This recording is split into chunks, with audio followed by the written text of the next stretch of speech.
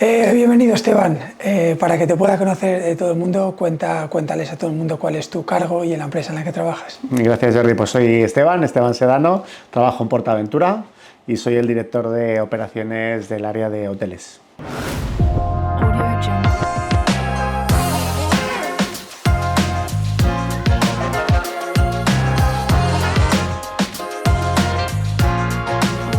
Bueno, por conversaciones que hemos mantenido alguna vez, me has comentado que tú entraste aplicando el método Lean a la gestión en concreto de la parte de F&B general. Explica un poquito cómo lo aplicas todo esto a la gestión de F&B. Bueno, para quien no conozca un poco lo que es el Lean, al final me gusta resumirlo como un modelo cultural. Un modelo que no solamente se basa en revisar o reinventar los procesos o la reingeniería de procesos, sino que también se basa en un trabajo de cultura, un trabajo de la mejora continua y de ser capaz de analizar y mejorar continuamente. Esto además tiene una caja de herramientas muy importante que se aplican en el día a día. Y empezamos en el área de restauración, en el área de F&B, principalmente en el área de buffet, justamente porque creíamos que en ese momento era la parte más importante donde podíamos actuar. ¿Por qué? Porque queríamos que todo ese know-how que tenía la empresa cuando llegamos pasara a formar parte del know-how de la compañía y no el know-how de las personas y los profesionales que la formaban. Entonces, bueno, hicimos un trabajo de conjunto para empezar a aplicar esta metodología de mejora continua y gestión por procesos. Vale. Una cosa que estos días hemos comentado mucho es el tema de que en muchas cadenas, incluso en cadenas grandes, el F&B no forma parte del núcleo estratégico de toma de decisiones. Sin embargo, en vuestro caso, el F&B sí que forma parte de la decisión estratégica. ¿Por qué le dais tanta importancia a este proceso? Pues realmente porque la tiene.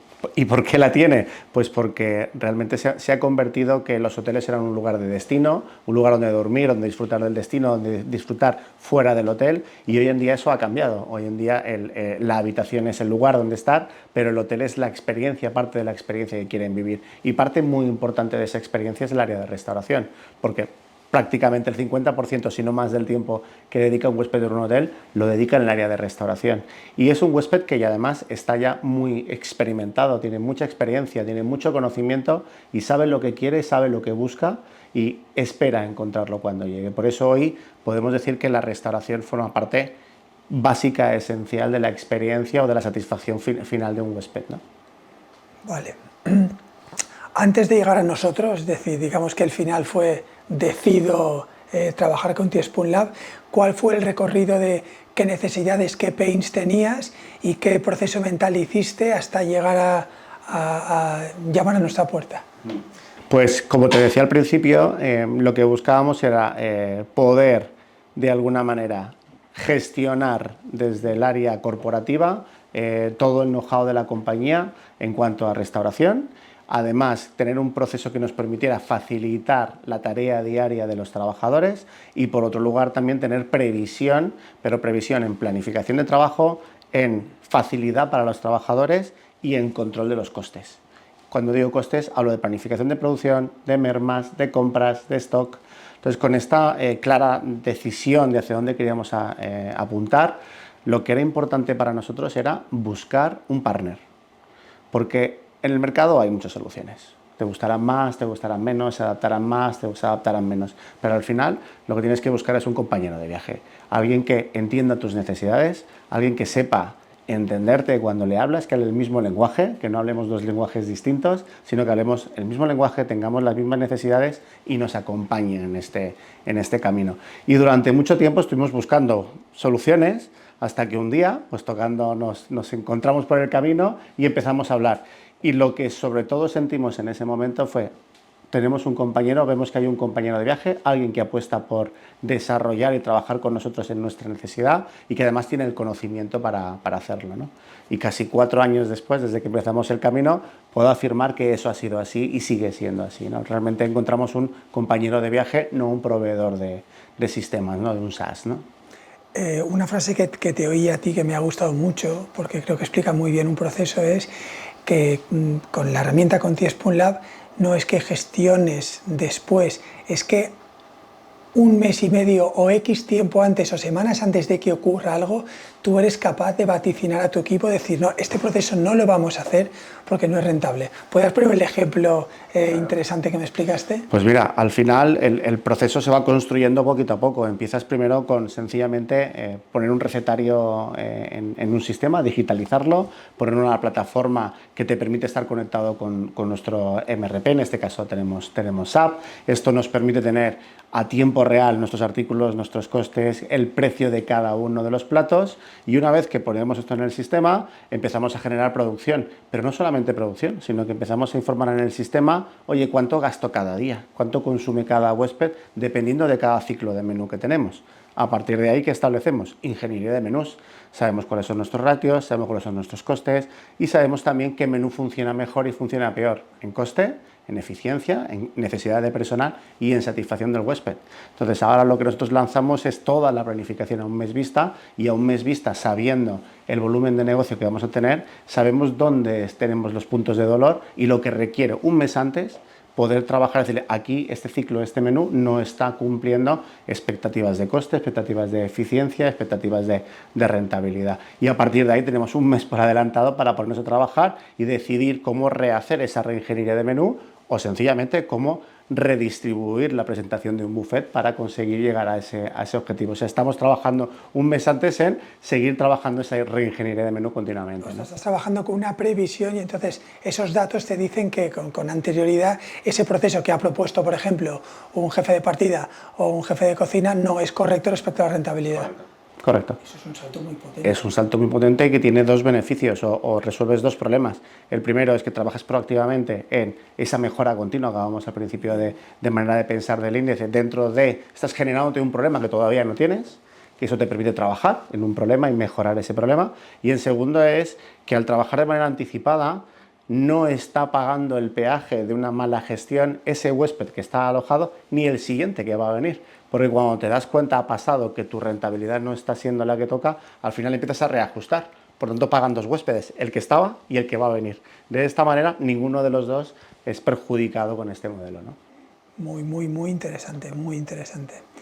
Antes estabas comentando que una de las cosas que te hizo optar por T-Spoon Lab, que fue una apuesta porque no lo sabías, era tener un compañero de ruta. Y yo sé que tú has trabajado muy activamente con Rafael. Para quien no lo sepa, Rafael es el CEO y el CTO, y como bien dices, ya son 4 años. ¿Cómo ha sido ese acompañamiento y ese proceso durante estos 4 años? Pues bueno, ha sido muy divertido. De hecho, para mí Rafael es Spoon Lab es Rafael, ¿no?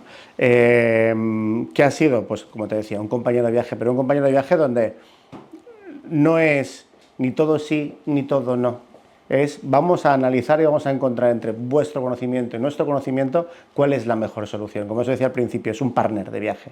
No es sí, tú eres mi cliente, te hago caso, o no, y esto no va conmigo. No, era buscar entre los dos qué era lo más eficiente. Siempre recuerdo la frase de Rafa, dice, me lo pienso y te digo. ¿Vale? Era siempre el análisis de, ¿tiene sentido lo que estás diciendo? Déjame ver cómo esto puede ser aplicado en el día a día, tanto en mi herramienta como en tu operativa. Y a partir de ahí generamos esas discusiones de mejora continua que estamos viendo cada día en la herramienta, ¿no? Hablando de ella de un proceso puntual, ¿no? Porque ahora estamos hablando en general de la mejora del proceso de buffets como si fuera solo un único proceso, ¿no?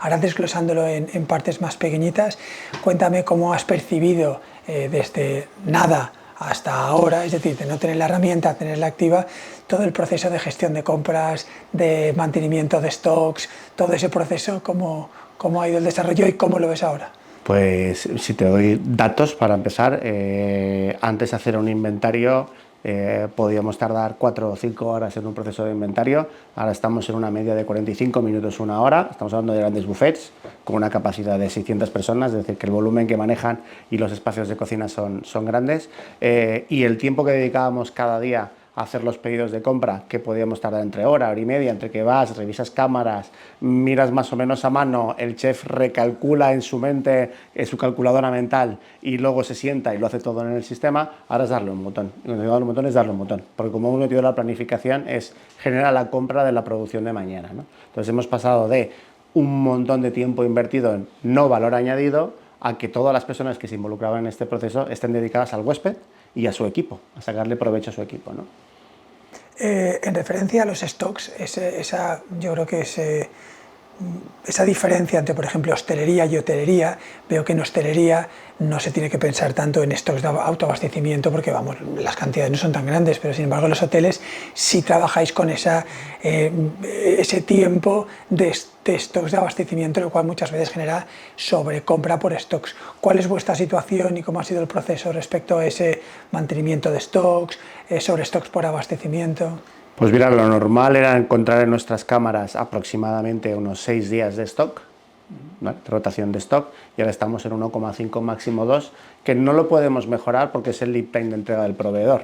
Es decir, pero tú veías unas cámaras, tenemos unas cámaras enormes que antes eran palets y palets, y ahora tenemos estanterías, parece un supermercado, ¿no? Es un cambio bastante importante en cuanto a la gestión de stock. Eso te permite muchísimas mejoras. Primero, no solamente en cuanto a la parte económica, financiera, de que estás comprando cosas que no sabes cuándo las vas a gastar, sino en realización, en mermas, en espacio, en tiempo, en roturas de las cámaras para abrir y cerrar las puertas continuamente. Es decir, hay una serie de beneficios adicionales que no van directamente a comprar menos, sino todo lo que va alrededor, que es muchísimo, ¿no?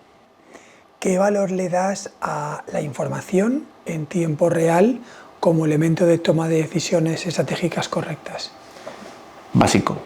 Es como te decía al principio, nosotros ya para empezar ya no es en tiempo real, es con anticipación al tiempo real, pero el tiempo real todavía te hace ese ajuste porque nosotros diariamente hacemos un cierre de cada outfit, por tanto en tiempo real tienes lo que es producido, el tiempo que has invertido y tu coste real. No hay que esperar a un ajuste de inventario, no hay que esperar una vez a la semana a hacer una recepción de inventario o a final de mes, donde ahí ya lo que ha pasado, pasado está. Te permite que como máximo tu desviación es de un día y puedes corregir rápidamente cualquier desviación sobre tu pronóstico inicial que hacías. Por tanto, el dato es básico para no solamente controlar el coste, sino para asegurar la satisfacción del huésped, ¿no?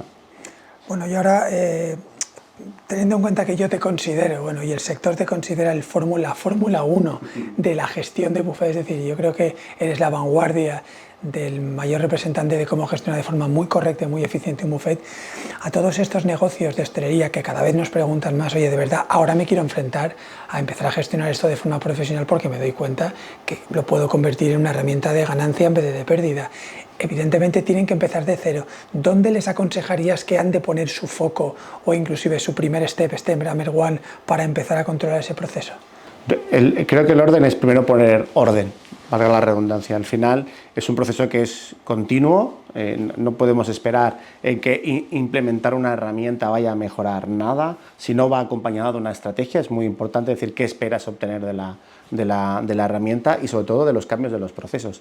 Para mí lo básico es, primero, reconduce todo tu conocimiento en cuanto a recetario, en cuanto a maneras de trabajar, introdúcelo en el sistema y empieza a medir para saber cómo se mueve y cuál es la dinámica de tu propio buffet. Porque muchas veces pensamos o creemos que sabemos cuánto consumimos y de por qué. Y realmente cuando lo plasmas en una herramienta, cuando empiezas a controlar costes, cuando tienes relevés en tiempo real, dices, bueno, no, es que no pensaba yo que gastaba lo que yo pensaba que gastaba. Pero la primera pieza angular es tener muy claro qué quiero resolver, cuál es mi problema, que muchas veces no lo parezca, los tenemos. Yo puedo decir que a día de hoy la diferencia entre nuestro pronóstico y real no supera los 3 puntos, estamos en 2,6, 2,7 puntos, cuando normalmente, cuando hablas con algunos compañeros, hablan de 2 dígitos, y nosotros estar en 2,5 da mucha tranquilidad saber dónde vas a estar. Entonces, cuando tu coste teórico y tu coste real supera la diferencia, supera los 2 dígitos, hay un área de mejora. Y el área de mejora empieza por, primero, centralízalo todo, contrólalo, introdúcelo en un sistema y empieza a monitorizar. Y la propia monitorización te irá dando la mejora continua, ¿no? Porque la herramienta lo permite. Y la herramienta es muy potente, muy potente. No hay que volverse loco, hay que empezar por el principio. Y el principio es, empiezo a gestionar el recetario para luego poder planificar a futuro, ¿no? Pues Esteban, muchas gracias por tu tiempo. Ha sido todo muy analítico, muy preciso y de verdad que estoy convencido que la gente que lo va a escuchar lo va a agradecer.